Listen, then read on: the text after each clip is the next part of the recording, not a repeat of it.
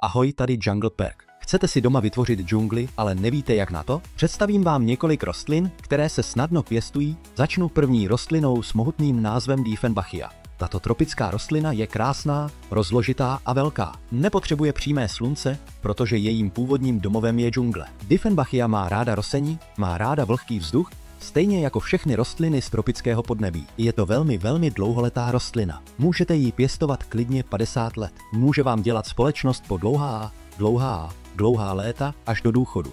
Důchod můžete trávit spolu s ní. A rostlina číslo 2. Je to kapradina sleziník hnízdovitý.